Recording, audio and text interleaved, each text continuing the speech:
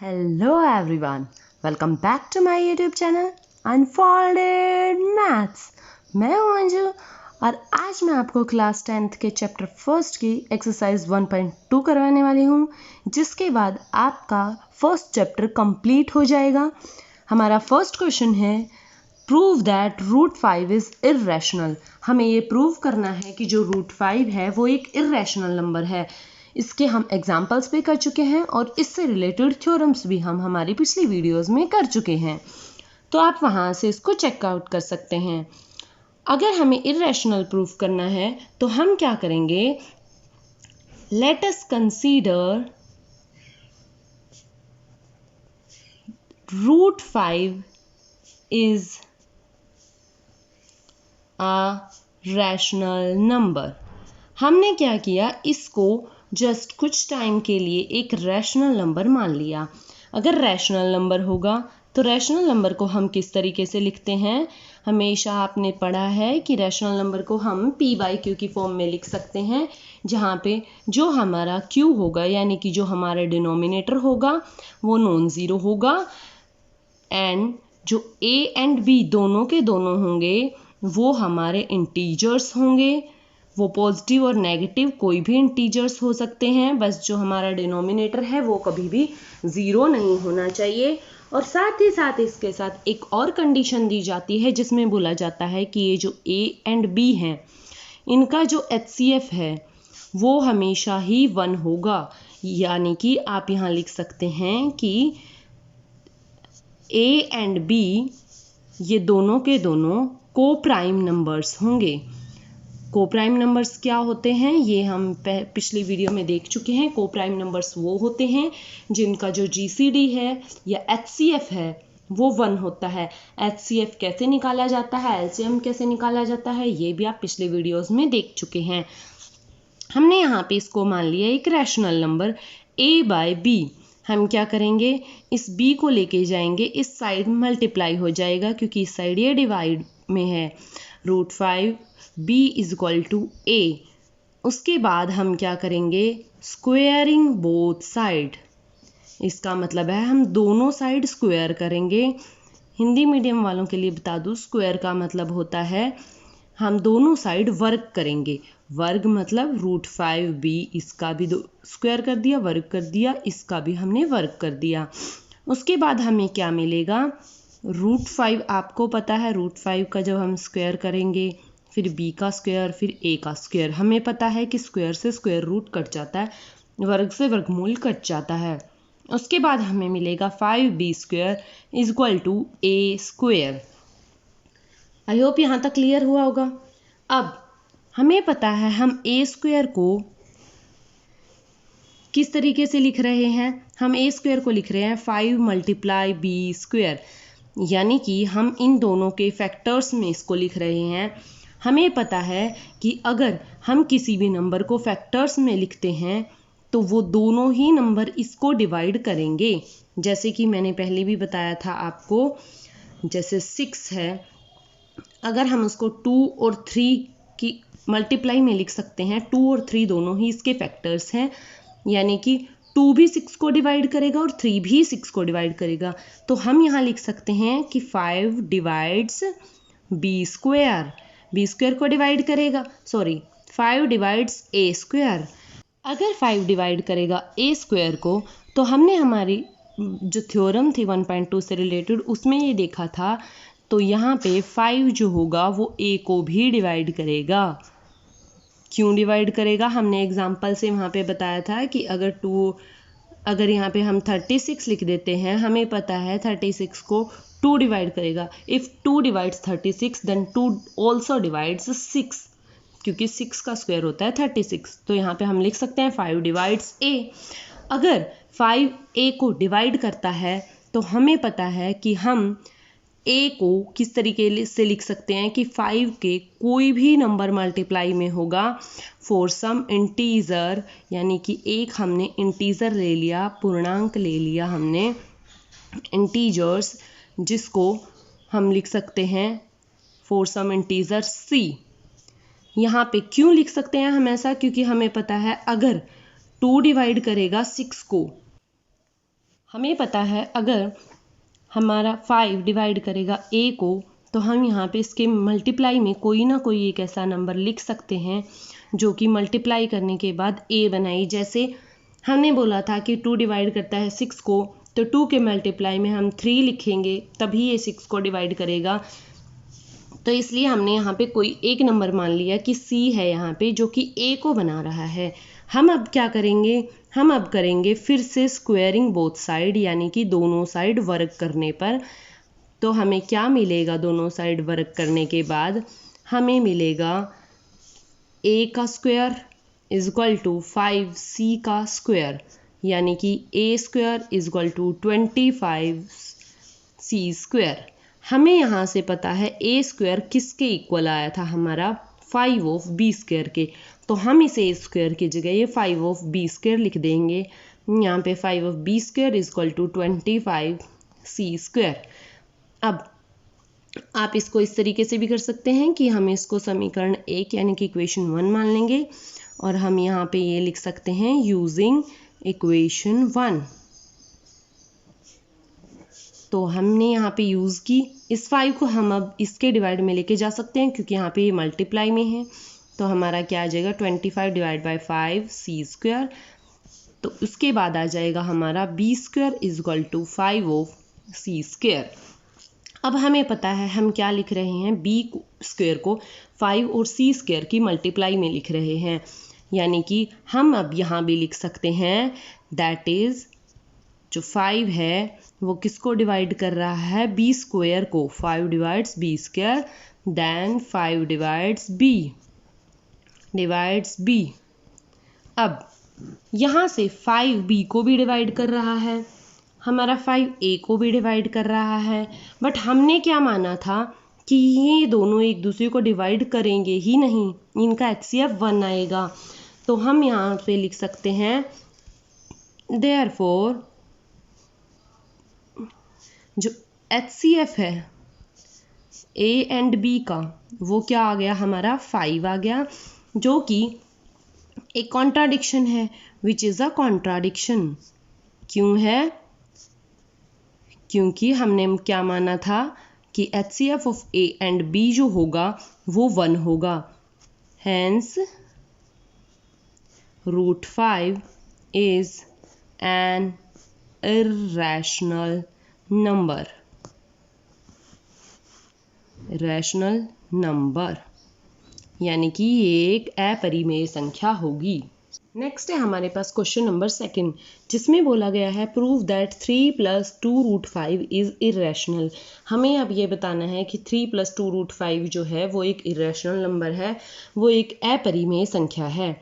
उसके लिए हम क्या करेंगे, लास्ट क्वेश्चन की तरह लेट अस अज्यूम, हम मान लेंगे कि जो 3 + 2√5 है वो एक रैशनल नंबर है, इज़ अ रैशनल नंबर, यानी कि वो एक परिमेय संख्या है। परिमेय संख्या को हमें पता है हम किस तरीके से लिखते हैं, हम लिखते हैं परिमेय संख्या को a/b या p/q, किसी भी तरीके से आप लिख सकते हैं, वेयर जो b होगा वो हमारा 0 नहीं होना चाहिए।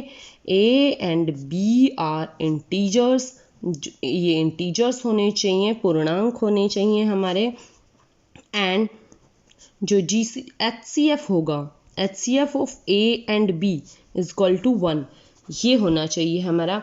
तो हमने क्या किया, हमने जब इसको a/b के इक्वल मान लिया, इसको एक रैशनल नंबर मान लिया, हम उसके बाद क्या करेंगे, हमने इस 3 को हम इस साइड लेके जाएंगे। यहाँ अगर इसके आगे प्लस का साइन है तो यहाँ पे हमारे माइनस का साइन हो जाएगा। हम लिख सकते हैं 2√5 = a/b - 3। उसके बाद हम क्या करेंगे, 2√5 = हमें पता है हम इनका एलसीएम ले सकते हैं, इनका एलसीएम आ जाएगा a - 3b, ये आ गया हमारा। इस 2 को हम इस साइड लेके जाएंगे, यहाँ ये मल्टीप्लाई में है तो ये यहाँ चला जाएगा, b के मल्टीप्लाई में चला जाएगा, यानी कि पूरी जो संख्या है, ये पूरा नंबर है, इसके डिवाइड में चला जाएगा। तो हमारे पास ये आ जाएगा √5 = a - 3b/2b। अब हमें पता है हेयर ए बी, ये ए बी ये हमने इंटीजर्स माने थे ऊपर, हम लेकर चले थे कि जो हमारे ए एंड बी हैं वो हमारे इंटीजर्स होंगे। तो हमने क्या किया, ये इंटीजर्स होने की वजह से हमारा a माइनस 3b, यहाँ भी हम यही लिखेंगे हेयर ए बी, ये जो 2 एंड 3 है ये भी इंटीजर्स है, -3 आर ऑल इंटीजर्स। तो अगर ये सारे के सारे इंटीजर्स हैं तो फिर हमें पता है ये फॉर्म भी p बाई क्यू की है, p बाई क्यू की है। आपको ये लिखने की ज़रूरत नहीं है कि ये p बाई क्यू की फॉर्म है, आपको समझाने के लिए लिखा गया है।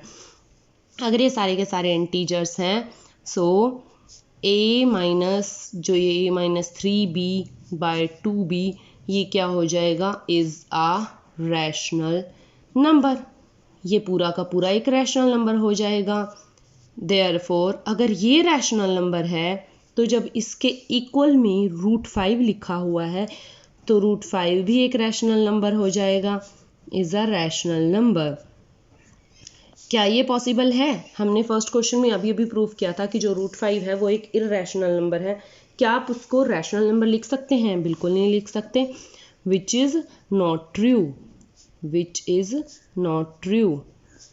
बिकॉज क्यों नहीं है? बिकॉज जो √5 है वो एक इररेशनल नंबर है, an irrational number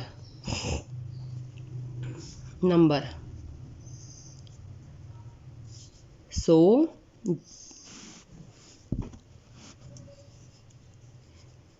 3 plus 2√5 is an irrational number।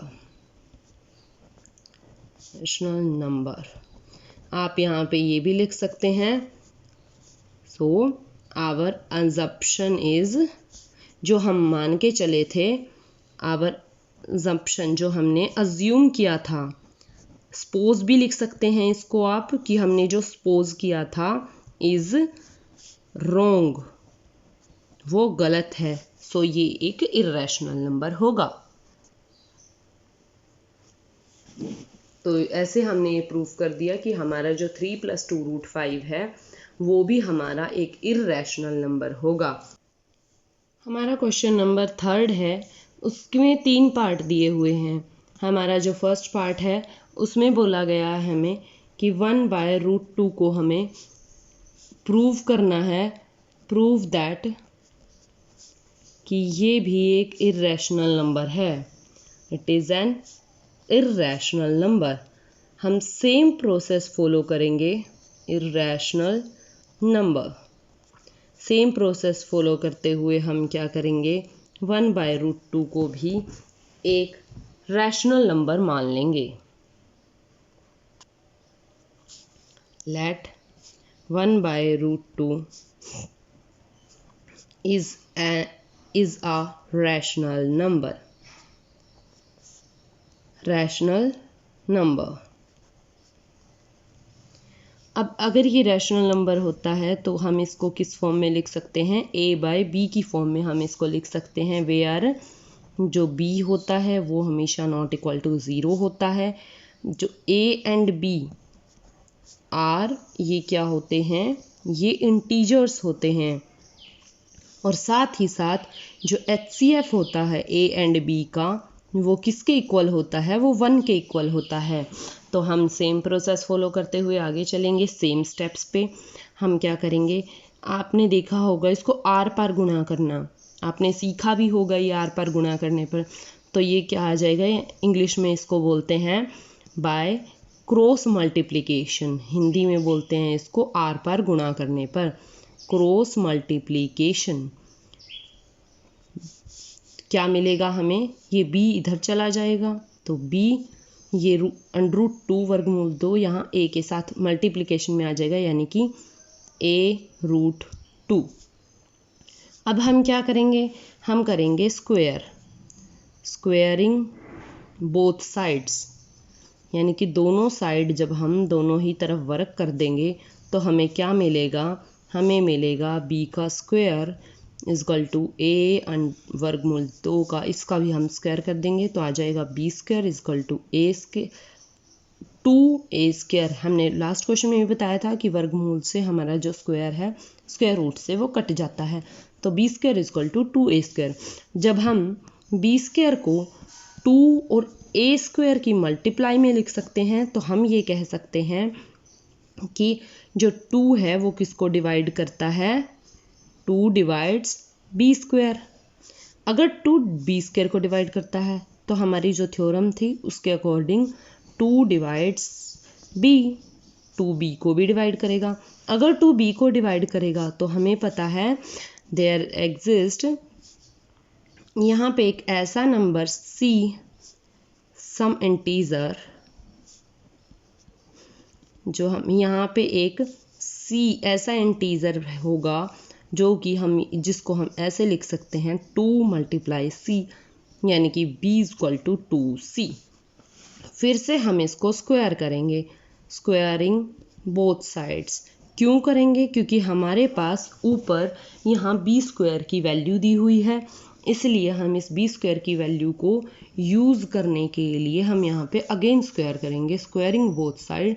दोनों साइड वर्क करने पर हमें क्या मिलेगा, we get b² is equal to 2c का होल स्क्वायर, पूरे का हम स्क्वायर कर देंगे, हमें क्या मिलेगा, b² इजकल टू 4c²। 2 का स्क्वायर 4, c का स्क्वायर c²। हमें पता है यहाँ से हमने ऊपर पढ़ा था b² इजकल टू 2a² आया था, तो हम इस b² में 2a² रख देंगे, यहाँ पे आ जाएगा 2a² इजकल टू 4c²। हमें पता है यहाँ मल्टीप्लाई में है, यहाँ डिवाइड में आ जाएगा, तो आ जाएगा a² इजकल टू 4/2c²। यहाँ से हम इसको 2 को इससे कट कर देंगे तो हमारा आ जाएगा यहाँ से a² इजकल टू 2c²। फिर से हमें पता है ये 2 और c² की मल्टीप्लाई में है, तो हम यहाँ लिख सकते हैं जो 2 है वो डिवाइड करेगा, 2 डिवाइड्स a²। हमारी थ्योरम के अकॉर्डिंग 2 अब किसको डिवाइड करेगा, वो a को भी डिवाइड करेगा। हमें यहाँ से मिल गया कि 2 a को डिवाइड करता है। हमें यहाँ से मिला था कि जो हमारा 2 है वो किसको डिवाइड करता है, वो b को भी डिवाइड कर रहा है। इसका मतलब ये है कि 2 a और b दोनों को ही डिवाइड कर रहा है, तो a और b का जो GCD है, सॉरी HCF है जो a और b का, वो आ गया 2। बट हमने तो माना था कि a और b का जो HCF है वो 1 है, तो इसलिए our assumption is wrong. assumption लिख सकते हो यहाँ पे आप, या फिर आप आवर सपोजिशन लिख सकते हो, यानी कि जो हमने सपोज किया था, सपोजिशन इज रोंग। हैंस जो 1/√2 है वो is an irrational number, irrational number. Third का सेकंड पार्ट हमें दिया हुआ है कि हमें प्रूव करना है कि 7√5 हमारा एक इर्रेशनल नंबर है। हम इसको क्या मानेंगे, हम इसको मानेंगे, लेट अस सपोज दैट, हम ये सपोज करेंगे कि हमारा जो 7√5 है इज़ आ रैशनल नंबर। अगर ये एक रैशनल नंबर है तो इसको हम कैसे लिख सकते हैं, इसको हम a/b की फॉर्म में लिख सकते हैं या p/q की फॉर्म में लिख सकते हैं, वेयर a एंड b क्या हैं, a and b are integers, दोनों के दोनों इंटीजर्स होंगे, पूर्णांक होंगे। एंड जो a एंड b का HCF होगा वो 1 होगा, और साथ ही साथ b जो होगा वो कभी भी 0 नहीं हो सकता। हम इसको क्या करेंगे, हम यहाँ इस 7 को इधर लेके आएंगे, तो √5 इजकल टू a/7b। हमें पता है a भी इंटीजर है, b भी इंटीजर है, यानी कि a/7b है वो क्या हो जाएगा, here a/7b is a rational number. ये एक रैशनल नंबर हो गया। अगर ये रैशनल नंबर है तो फिर इसको भी रैशनल होना पड़ेगा। सो √5 is also a rational number, ये भी एक रैशनल नंबर होगा। विच इज़ नॉट पॉसिबल, यानी कि जो कि पॉसिबल नहीं है। क्यों? क्योंकि √5 जो है वो एक इर्रेशनल नंबर है। हम फर्स्ट क्वेश्चन में प्रूव कर चुके हैं इस चीज़ को, ये पॉसिबल नहीं है। So our assumption is wrong, यानी कि जो हम मान के चले थे, अज्यूम करके चले थे, वो गलत है। या फिर इसकी जगह आप ये लाइन भी लिख सकते हो, so there is a contradiction. आपको जो भी लाइन ठीक लगे वो आप लिख सकते हो। इन दोनों में से एक ही लाइन लिखनी है आपको। Hence so there is a contradiction, तो हम क्या बोल सकते हैं, हैंस जो 7 and √5 है वो क्या है, is an irrational number, irrational number. ये हमारा प्रूफ हो गया। नेक्स्ट हमारे पास जो थर्ड पार्ट है उसमें क्वेश्चन दिया गया है 6 + √2। ये हमें प्रूफ करना है। Prove that it is irrational number, ये एक इर्रेशनल नंबर है। ये क्वेश्चन आपका होमवर्क है, ये क्वेश्चन आप खुद सॉल्व करके देखेंगे। अगर किसी को इस क्वेश्चन में कोई डाउट आता है तो आप मुझे कमेंट सेक्शन में बता सकते हैं, मैं आपको उसका आंसर ज़रूर दूंगी और आपको इसका सॉल्यूशन भी ज़रूर करवाऊंगी नेक्स्ट वीडियो में। तो ये था आपका फर्स्ट चैप्टर। नेक्स्ट क्लास में हम शुरू करेंगे हमारा सेकंड चैप्टर जो कि है पॉलिनोमियल्स। वो अगर आपको मेरी वीडियो पसंद आई हो तो मेरी वीडियो को लाइक करें, ज़्यादा से ज़्यादा शेयर करें, मेरे चैनल को सब्सक्राइब करें और कमेंट सेक्शन में अपना फीडबैक देना बिल्कुल ना भूलें। अगर आपको ये प्लेलिस्ट पसंद आ रही है तो डेफिनेटली मैं आपका 10th क्लास का सिलेबस कंप्लीट करवाऊंगी, बट उसके लिए आपको कमेंट सेक्शन में अपना फीडबैक देना होगा और साथ ही साथ आपको ये कितनी पसंद आ रही है उस चीज़ से रिलेटेड आप मुझे कमेंट करेंगे और अपने लाइक्स में शो करेंगे। तो फिर आपको 10th क्लास का कंप्लीट सिलेबस आपके बोर्ड एग्ज़ाम से पहले इसी चैनल पर मिल जाएगा। सो मिलते हैं हमारी नेक्स्ट वीडियो में, तब तक के लिए बाय बाय, टेक केयर।